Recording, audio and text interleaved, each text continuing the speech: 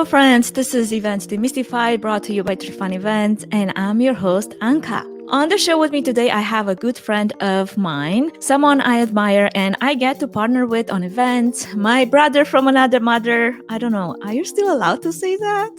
Anyway, I don't know why it took me so long to invite Andy on the show, and just a little bit of background so you get to know him better. Andy Johnson started his DJ career in 2007. He enjoyed being able to help people and create experiences they would remember. He found a true passion and ambition for helping create amazing results as he became an event manager in 2013. In 2014, he wanted to raise the experience through AV and event management and created AndX Entertainment. Andy has performed or executed events in every corner of the US and loves the challenge of innovation and providing wow for people. He and his team created Deck the Falls, which involves projection mapping on the Idaho's iconic Idaho Falls waterfall. And without further ado, let's welcome Andy to the show.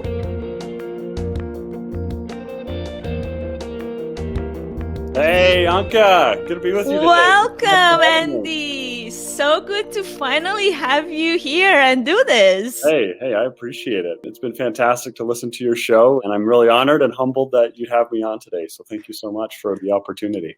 Absolutely. Hey, do you want to hear a random fact? All my event production best friends come from a DJ background. Is that crazy or what? We just know how to make the secret sauce happen right there.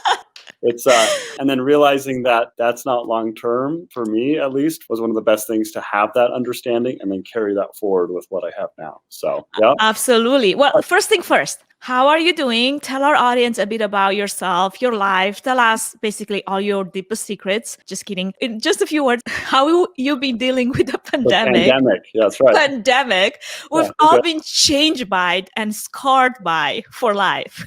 Yeah, no problem. So I've been out of prison for 18 months now, and I've been able to keep a really good relationship with my parole officer, and so things are going really good. That's awesome. In all seriousness, I was just reflecting with some of my team members yesterday because we undertook a convention center as well, and so March 1st of 2020 is when we decided that we would start convention center and start the renovation of it. And so what a great time to start a live event space was that. And 3 weeks later, our state shut down, our industry shut down, and it was just like, well, how long is this going to go on for? What's going to be the applications as far as what we can do at this point here? And so many things more things were undetermined than known at that time. And so we just talked with ourselves as far as what we could do. And luckily we had a few opportunities come from people that knew that we were pretty tech savvy and reached out to us for some opportunities for some conferences that were going to be in person that had to transition to virtual. And so then we had to figure out as far as our playbook and how we're going to be able to execute that. Because Alan, my brother, who's on our team, is phenomenal at understanding tech and has known how to do this for years. We've just never had a reason to really implement that because it's never been something that people has actually been able to really want and is willing to value and pay for. So once we had that, then we just rewrote a whole different segment and opportunity for what we had been doing compared to what in the past. And it's a great thing, and we've learned a lot. I've made a lot of different mistakes as far as the understanding what scale and scope of what we're going to get in, and realize that there's so many different possibilities and so many different levels within everything to do. I mean, we were doing a live stream last night for a community college, and just seeing how things were transitioning and whatnot, I'm like, oh no, we could be able to tweak a few more things to make the experience even better. So it's been a ride. Anka, absolutely. No reason to say that. For sure. Now, live streaming and webcasting has been around in live events for years, but going virtual, like you mentioned in 2020, was not necessarily much of a new reality for you and many other production houses. Now, how would you say the COVID-19 pandemic has impacted your business and the way you used to do events, or the volume at which you used to do events and now you transition into virtual events for the past? I don't know, we came around the corner more than a year now. I think we had our first conversation, I want to say March of 2020 is when we were able to get connected. And in that span, we're compared to the volume that we used to do for things, I'd say we're 75% less of what we did beforehand. And being able to transition that, we have a studio here, and just the workload as far as what we're undertaking now is dramatically different to manage more media than it is necessarily the logistics as far as a production and how much setup and other things to do, but so much more as far as the actual like craft of the visualization and how the video works than necessarily so many of the different moving components as far as, getting people in person at this point. Absolutely. So how would you say that impacted the way you're doing business now compared to a year ago? Yeah, so the biggest things that it's impacted us, it's the level of detail and focus that we give on different segments. Just knowing as far as how people are going to be logging in, where's going to be the feeding channels, how many different platforms are we going to be doing? Is it good to separate your audience as much as that is? Well, let's look at the audience and figure out what's going to be best. And so, the actual streaming and broadcasting piece is something that we're good at. It's just that we realize that there's so many different offshoots from each of those different that goes and contributes to that. Most importantly has been kind of the marketing of this, because there's been so many things that are virtual events that people have that largely involve, hey, it's my cell phone. I'm just here at downtown. Come check us out. We're just getting ready. I'm going to be rebroadcasting here in 15 minutes. And just kind of the quality of that isn't necessarily the greatest. And so making sure that things are really worthwhile for people to engage in and keep people's attention. Because if you're not engaging, you could have a great topic or something, but if it's not really moving to people, they're just kind of fall asleep or be on their phone and find something else to distract them. Yeah. And so getting people there, keeping the engagement, and then especially the post-event production and the media assets. I look at online events and events just in general so much more as investments for people that have a message or a product that want to be able to be seen out there. And so really making sure that those things are managed in a way that's going to help build momentum for what their goals and being able to achieve those things are. So that I think there's just a lot more to be able to capture, the engagement from individuals and really get them to participate. Because if you do it well, you have a captive audience. Nothing else is happening really in their office or in their homes as far as when they're engaging in an online event. Yeah, absolutely. Engagement and content. You want to be successful in virtual events. Plus, having a good production doesn't hurt, especially when there's so much content out there that it's such a lower production value. And that has always been sort of like my song of 2020. All right. I've been saying it again and again and again. I think at this point, people are like, okay, you've said enough. We got it.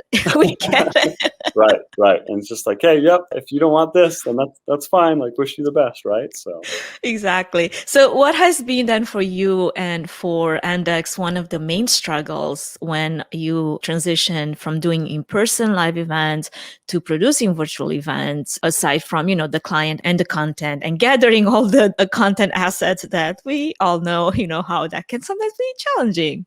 Right. And I think really kind of our flow of process on what traditional event was, as far as knowing what we're doing, the ground plan, the setup, and being able to get the load and everything else coordinated. The virtual event, there's so much more involved in the preparation and planning on that, and especially who's doing what. And so I know I didn't do the best job with my team as far as, hey, this is the scale and scope of what we're undertaking. This is the agreement that I've made with the client. And these are the certain kind of milestones that we want to be able to achieve, and then being able to hand that. And I think really our event organization, the more people that you have involved, so much more is involved with communication and making sure that every detail is put in place.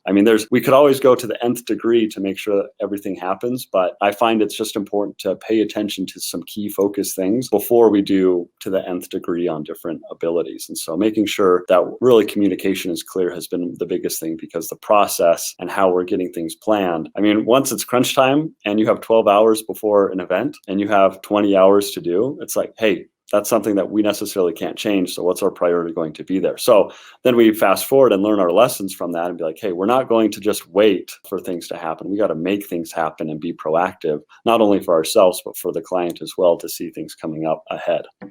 Absolutely. And like you said, communication, and also having a good team on your end, right? People around you that support your vision that you just sold to the client. I feel that's the implementation part where it is so important, because you could have a lot of amazing dreams and ideas, but if it's just you trying to implement that, I mean, there is a limit at which you're gonna be kind of, okay, now I've just expanded myself way too far. How would you find this type of a good team and the kind of people that will have your back no matter what, especially in this new almost era of events, I'd say?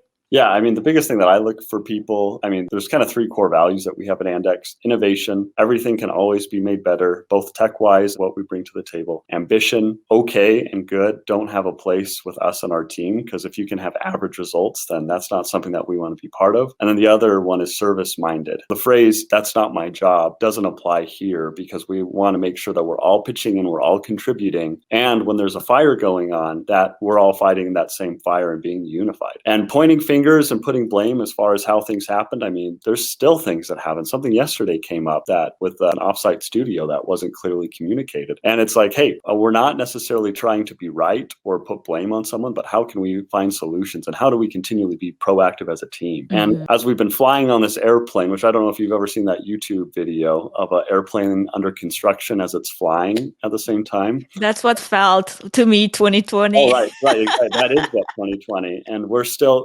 we haven't landed. We're still not out of that. And so we're still trying to adapt. And that's where it's really came to my role as a leader in the organization, is prioritize what we're doing, because we could always be spending hours and hours and hours digging into these different projects, but it's not necessarily about just putting time in, it's putting the focus in the right abilities. And especially with ourselves, it's been so important to put the focus on our people to make sure that they feel valued, that we're going to be gaining in these different projects and what we're undertaking. Because if we're not really focusing on the things that matter most, then they're going to get burnt out, and that's going to leave me in a hard place, and especially with what we can be able to contribute. And so it's not about doing more and doing all these different cool features and everything. You know, I feel like it's really about focusing and making the most out of this hour on what I can be able to contribute. So absolutely.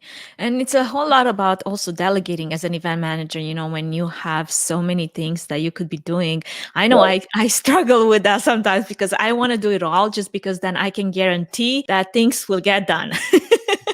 But then when you're working with a team, you want to be able to delegate and delegate well and make it very specific and focused as to what is the type of responsibility I'm actually giving you and what are my expectations once I put this in your lap now. Right. And how would you say that works within your team? How would you grade yourself, Andy? Let's make it honest. Yeah. So how I would grade myself as far as my organization and communication for delegation, is that right? Yeah, let's go in all areas. Yeah, Let's put you on the spot. Right. I give myself probably like probably a C+. I probably need to kind of underestimate myself just a little bit. And I say that to make sure I always want to be more transparent with myself than I do that others have to be with me, and that I have a good grip of reality, that I'm not trying to protect myself or defend myself, and be really open and really just take the blame when something happens or goes wrong, and being like, no, I had a part in this project. Like, just because everything necessarily I look at the time isn't my fault doesn't mean that I didn't contribute to the fullest of my ability. And as I've realized with having a team, it's less about me being right than it is about getting something done and finding a solution that we can be able to move forward from. And something that I really believe in that we've been implementing in the past 6 months at AndX has been, nothing is finalized or really set until it exists as far as a document goes or on paper. Because if it's just a conversation, it's smoke in the wind. It changes according to which perspective hearer heard it and the perspective for someone who is saying it. And until it's on paper and you can see it inside and out, then it doesn't necessarily exist on its own and have its own identity. And that's been so important as we've been undertaking all these different projects and have all these different responsibility about who's doing what, to make sure that's organized. Because it's not something that I can just say, oh no, remember when we were having this project discussion and you said that you were going to be organizing the media for all the prep files for our test day? That's tomorrow. That hasn't been done. Where, why, and what has happened, and making sure that we're really identifying. And I've realized it's not necessarily about calling people out and being like, you didn't do this, and you're responsible, and a letdown and a failure and everything. But it's, how have I failed you as a leader to be able to really clarify on what that is? Because guess what? I can own that and a lot of that, because if you didn't understand that, and that's where really kind of getting to the issues, and something that I was working with in some of my personal development is not using what's called the U bullets, but taking someone aside and be like, hey, I noticed this issue that's been happening. Could you help me understand what's happening on this different project? And that way it's disarming from going at them directly to making sure that, one, I'm identifying the pain point and the problem. Secondly, what are we actually solving for and trying to get, and that I can have a conversation with someone, that I'm not just trying to put the blame on. Absolutely. Yeah. And having clear process, I think it's so important. A true story, when I first started in event productions many years ago, this was back in LA, I had this a boss, and I love him to death. He's one of my mentors. I have a huge respect for him. But I got into event productions, into this new world at a place and a time where the best way that he was able to hand information was on a piece of napkin. So here's all your RFP on a napkin. And if you understand half of it, you're like, I think I get what's happening here. Because the rest was like all like, here's some water and some juice spilled on it and some food, or literally a used napkin, right? And I'm like, there must be a better way. Right. There is a better way. There's always a better way. Yeah. So he was so known for that. And we were like, okay, at this point, like try to teach an old cat a new trick, or an old dog a new trick, is how the saying goes. I love to butcher those sayings. But it was just so funny, because we're like, oh my gosh, again, here we go again, I think going back to the team, having the backup of your team, knowing that you have their best interests in mind, that's what I think makes a great event manager. And it goes to a lot of manager styles, like how do you empower them? How do you communicate with them? How do you make them feel like they are part of this process, and they will champion whatever you put on their desk. They will champion that project and make sure that is done at the highest level of excellence. Right, exactly. Yep. If they're not really taking the ownership as far as their different segments in that and really magnifying that, that's not really raising the experience that a team can be able to really create for someone on a project or an event. Absolutely. Well, I think, Andy, you're doing an excellent job, because you have an amazing team. And I love how in our discussions and our conversations and our working together, I can totally testify that you're so transparent and always open to go the extra mile and figure out how can we make this better, or how can I support this, or what can I do to help this process. And that's something that talks a lot about your character and your desire to keep growing and learning new things. Now, going sort of back to virtual events. Before we go there, can I just add one snippet and a quick little story? Okay, yeah, let's do it. Because I started AndX back in 2015, and I left another company that was doing a lot of good things, but just didn't have the potential and the opportunity that I really could see out there. And I couldn't convince the owner on where I was at on what could really be experienced out there. And so for really the first 3 years of my business, I kind of just puffed my chest and said, no, we're big time and we can do big things. And we really don't have too many problems. Like, there's a lot of good things that are happening around here. And like all these other guys, we don't have their problems. Right. And I just kind of hid, and I put this mask on that I wouldn't allow people to really see me, and vice versa, that I really couldn't see them clearly, because I was only channeled in as far as how that benefited myself. Well, as soon as I took that off, and I could really connect with people, and most importantly, I could connect with myself and say, no, I've got issues. I've got challenges. Everything's not perfect. And really just own the gray days, so that way I could really enjoy the sunny days, really helped me understand the foundation that I had underlaying and what I could be able to do, and what was reality and what was fantasy as far as the opportunities that we could take. And that, Anka, has helped me in so many different ways to be able to be more transparent, more grounded with myself, that I'm not necessarily trying to always keep in this identity for someone that I'm not, and just really to own it. And that's what I want as a team. I'm like, guys, when I ask a question about something or how something necessarily didn't, I'm not necessarily trying to point a finger at somebody. It's how can we be able to move on from this, and what are we able to do? Because if we're not able to really take that on ourselves, then we're not going to be able to move forward as that. So Absolutely. As you were saying, virtual event. Going back to, actually, that's a very awesome point that you made there. Now, normally somebody that gets there, usually they first hit rock bottom. So I don't know if I want to find out what got to you to just get to the point where I'm ready to remove the mask, or if it was just a moment in the middle of the night, you were like, oh my gosh, who is this person that I've become? Because there's so many journeys that we all take. And I feel like as long as you keep growing and you never stop in that process, there's always hope. And I don't want to be that kind of person that I get somewhere in my, I don't know, 50s, 60s is a good number. I don't know. And know that I know everything, that I'm fine where I'm at, and there's nothing else that I could learn or even about myself. It's funny when you keep learning about yourself years later and you're like, it's so interesting because now you're living different situation, different circumstance, and you're acting different ways. And it's never just one journey. It's constantly changing and evolving, and it's an adventure, and I love it. Right, exactly. That's what it is. Yes. So going back to our event discussion, we all know how volatile virtual events can be now that we've been doing them for a little while. Not that in-person events were free of problems, but there were, I guess, more things that we had control over. So I guess when it comes to virtual events and you're dealing with a situation where you have a hypocritical client, basically my question, what separates a wow client from an ow client, and how can you tell that from maybe the first interactions with that client? Is it worth it for you to go with an ow client if you already know from the beginning that it's going to be that?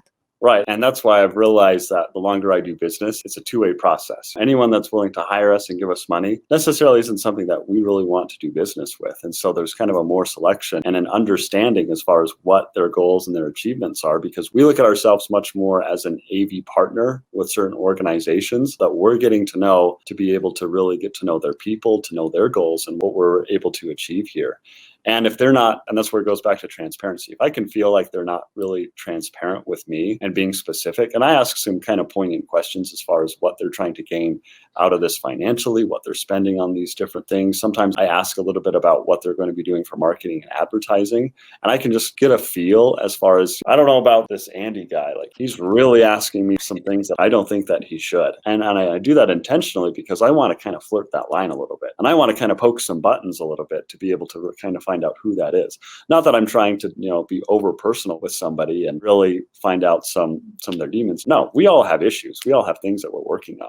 I just want to be able to work with people that I know that are going to tell me if what they're actually thinking so that we can be able to achieve success, because success depends on so many different levels as who's looking at it. And I mean, we've had some things that were like, we knocked that out of the park. The execution and how the things was delivered with the lighting and just the effect that it had on people, like that was amazing. And then the event director that we were working with is like, yeah, I just wish that we could have been able to have the commitment that we talked about, that I thought that you guys were playing on that one. And then it's like, oh, how did that happen? Okay, let's find out as far as what the specifics are there. And it just makes us realize attention to detail for those different things. But I want to make sure that we're working with someone that's willing to say something at that time, not just hope that we're mind readers. And especially when I was DJing beforehand, this was really evident with a lot of bride and grooms that I'd work with. If someone was a bridezilla, I'm like, I am fine if you are super picky about your tastes of music and what you want and what you don't like. I want to make sure that we take a few times to sit down and get together in person so I can understand where you're at and be clarified, because I can't know of every song that reminds you of your ex-boyfriend Gary, that things ended terribly, and that this song that is a great one for the different genres that you've selected is usually a go-to for me right here. And so just the more transparent I found with what people are, we're able to really deliver as far as the specific expectations and really understanding about where that kind of X variable is that they're looking for. Before we move any further, I wanted to give a quick shout out to our main sponsor, Trifan Events, which is a boutique event planning and production agency that will come alongside you, offering personalized event planning and technical support, strategic event design, production and technology management, and flawless execution for live, virtual, and hybrid events. The team at Trifan Events is passionate about planning and producing event experiences that get people involved with true moments of interaction, engagement, and co-creation, while offering white glove treatment throughout the entire planning process, enabling you to reach your event goals with the use of creativity, production tools, and event technology. To find out how Trifan Events can plan and produce your event become memorable, go to trifanevents.com.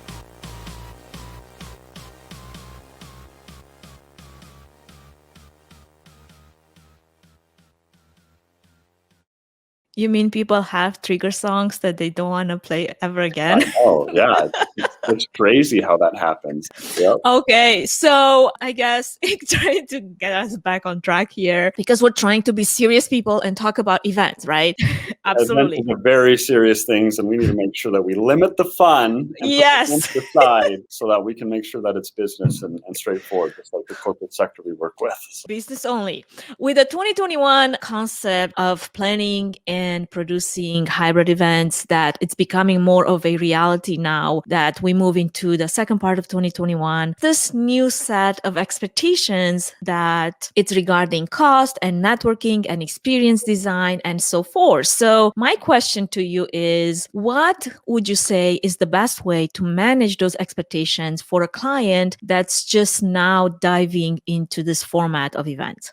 Yeah, firstly is knowing where they've been at beforehand, because information can be dangerous for some people that think that they're going to go from the ground floor to the sixth floor and do it all in one go. And sure, there's some companies that have the budget and have some dedication and resources to do that. But that is a significant investment that they have to be able to make as far as a lot of the things that from what they've been used to. And so really, and that's what I kind of always go to as far as raising the experience, is knowing where our clients are at now and then what that future success and what that next step looks like. And maybe that is adding that hybrid option for what they've been doing in person. But now with virtual, we can be able to have an online engagement for really not a whole lot more by making sure that we're coordinating this in the right lens and channel.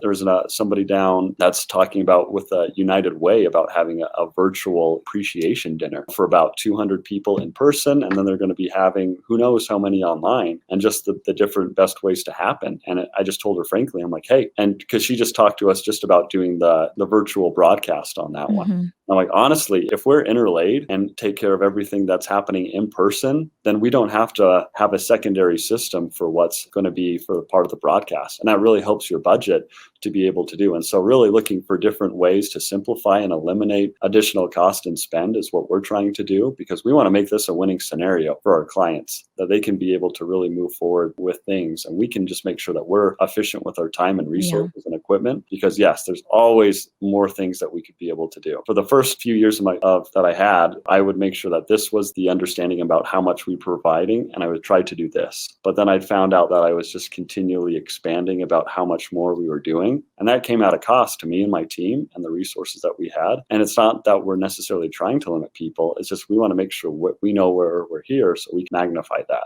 Absolutely. And you brought up a great point there, because I feel like there's a little bit of misunderstanding around, especially when it comes to clients and event planners, when they plan their hybrid event. So they're looking at September or even starting August, September, October, August, November, whatever, all the months, all the 2021 months that are left in the second part of this year. So we're clear. And it's been several conversations that I've had where they would request, a proposal for like live streaming only and having separate vendor do the in-person. And to me, that's like, there's a little bit of a not understanding of the process, what you're trying to simplify your process. You're trying to make sure that the integrations are great and you're trying to save money, but you're looking for two different vendors to do this. Let's talk about it, because I'm trying to understand where you're coming from so I can provide you with the right solution. Because going back to what you said, like, it's so much easier for someone that's already been established in the virtual production world, but they come with a background of in-person production to do all of it in one.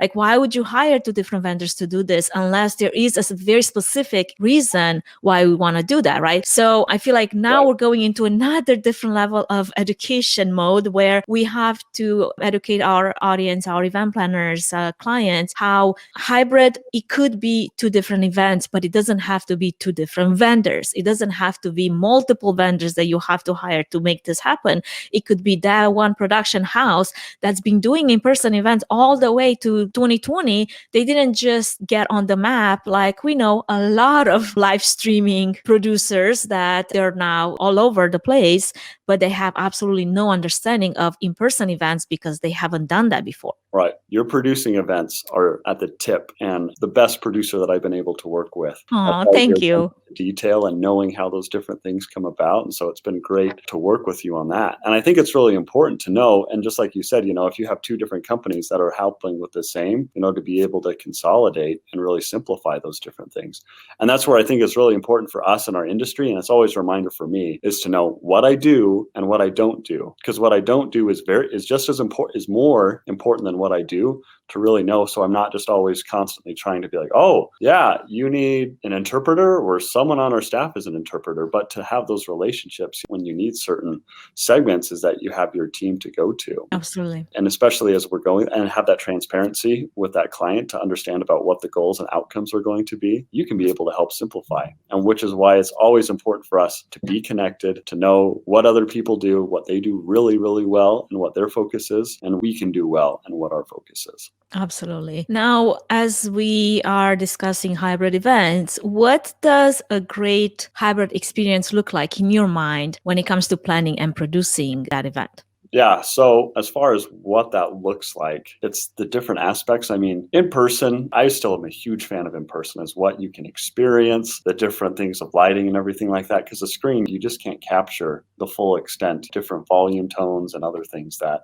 really kind of move people. And so it's kind of splitting it as far as knowing what can be best there versus what can be best virtually. And I feel like the virtual, as far as some of the different factors, is that virtual is a little bit more kind of cut and dry and more concentrated, I feel like. Okay, give me the information in a little bit more condensed manner that's super engaging, that's going to capture my thing and give me kind of the big bullet points, kind of the summary form a little bit more as far as what's happening. So that way I can get on with the other things that I have to go on during that day. Because virtual is always going to have a point and a position in the business side because it's going to make us more efficient. And I think the more specific things that we know as far as why we're doing things and what we're doing and getting that out to the online team, and then maybe having that a little bit different as far as what the in-person is, because we love to get together, love to be able to meet up and go out, and Las Vegas is going to be able to thrive again, which I'm excited for, is to be able to really just enjoy what's going to be the best in both of those spaces at that time and really kind of tailoring it to it. And so really it's splitting that in there, knowing there's a lot of things that can kind of coincide as far as the keynote and a lot of the different trainings on there. But I mean, at least right now, and feel free if someone wants to contact me, but I mean, virtual networking is a hard and a tricky thing. A virtual exhibit hall is something that, is really hard for people.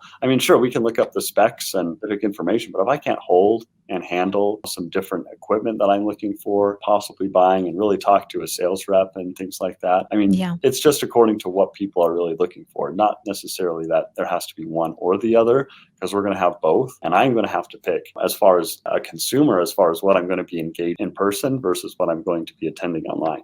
Absolutely. And that sums up our discussion today.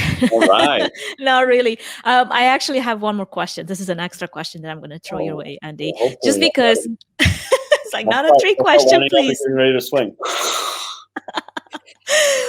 So this is more of a business focused question, just because I know you got where you are because you've worked so hard at becoming a better entrepreneur, better business owner. And if I were someone that just started, I guess, in the production business industry, what would be some key lessons that I should know and why?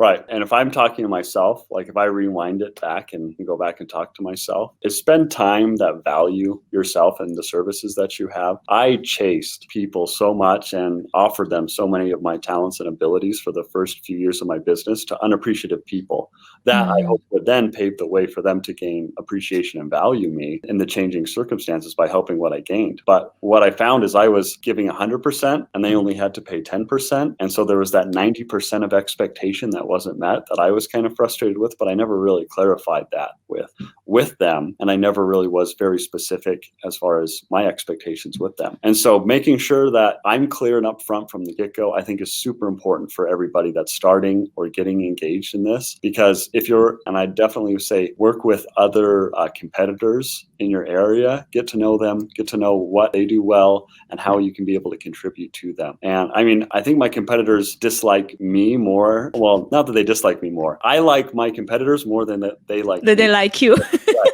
because I want to get to know them and I want to know what's going on. It's not necessarily that, oh, you're my competitions, so guess what? Get out of my face. Like, go just do your way. But the more transparent that I'm able to be just helps me understand, hey, this is what I'm at. This is what's going on. Because what I feel like is the secret sauce necessarily isn't, it's a combination of the people we have, the technology we have, the planning, the process, how everything plays together in our ecosystem is our secret sauce. It's not that, oh, we found this really good software online that we're not going to say a word about and we're going to be able to white label it and just act like it's our own. It's like, no, come on, let's talk about what some of the real challenge and pain points are. And for me, it's been on the staffing side as far as finding people that care about people and the outcomes and really understand technology and even to a better degree than me. And knowing that it's not if something wrong can happen, it's when something wrong can happen and how we adapt and change. And so some of the greatest pearls I've been able to get have been at lunches with my former boss, with competitors, as far as how they've handled different situations. And I'm like, oh, that is a good point. And so I just hope to be able to just pay it forward and just be transparent with other people that are coming. And so if anyone ever wants conversation, or I'd be more than gladly to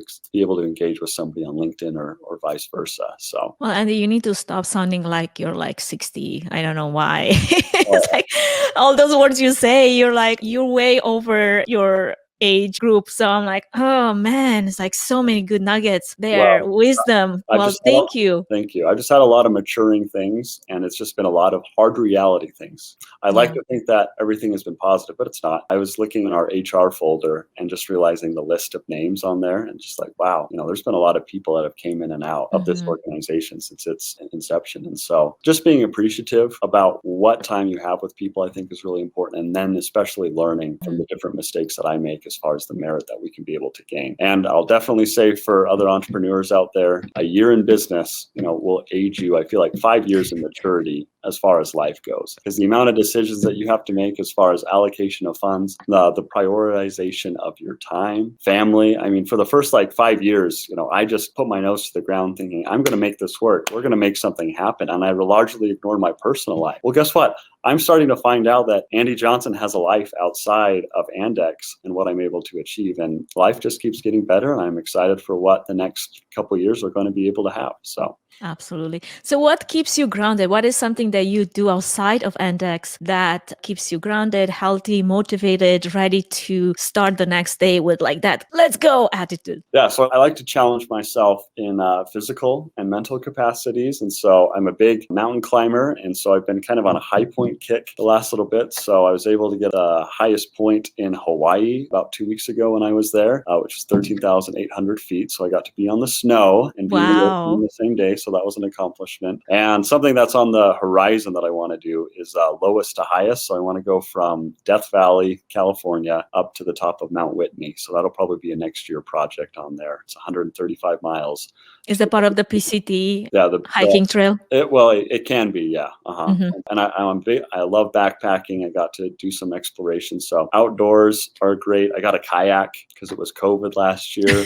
I was laughing last year when everyone was buying paddle boards last year and they sold out. They were in shortage about June of last year. And I was like, what's happening? Yeah, everybody got into the outdoors last year. Right? That's awesome. Well, Andy, where can people find you and what you do and get in touch with you if they want to find out more on social or on website? Do you want to share a little bit of that? Yeah, so the best place is LinkedIn for me. I check that sporadically throughout the week, is what I'd say. And then just our website. It's really complicated. It's AndX.us right there. And so you can send us a message that way as well. So that's what I can. And I mean, in all the sincerity, if there's anything that I can do and help from the experience that I have in the industry, let me help, because this is a big undertaking that we're just trying to make form the best parts about this. And I really appreciate Anka and the person that you are and the connection, and especially with the transparency that you have for this podcast, for all of us to be able to really help rise and gain that understanding, because unless you're involved in this, you don't realize as far as all the extents as what's to be able to come apart. So thank you. Well, Andy, thank you so much. I mean, the transparency is only part possible when it's like a two-way street. Like sometimes